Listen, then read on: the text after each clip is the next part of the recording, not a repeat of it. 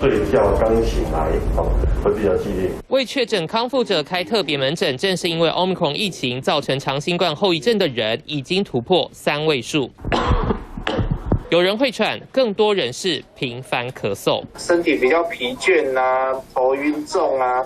然后有些人是咳嗽咳不停的啊，年轻男子啊，30岁啊，本来是可以跑全程马拉松42公里，但是他说他感染完之后呢，就是他现在爬楼梯爬到3楼。就会觉得喘。这一次 Omicron 长新冠患者症状跟 Delta 大不同 ，Omicron 都是频繁咳嗽以及异常疲倦、会喘，而去年的 Alpha、Delta 变异株容易发生肺炎、喉咙长期干痒以及不可逆的肺纤维化。若有频繁胸闷、喉咙痛，赶紧就医。国外研究，全球超过5亿确诊者中有20%的人有长新冠症状，女性影响较男性大，65岁以上长者更是每4人就有1人。新冠的问题应该会因为台湾的气候状况而会比预期来得高。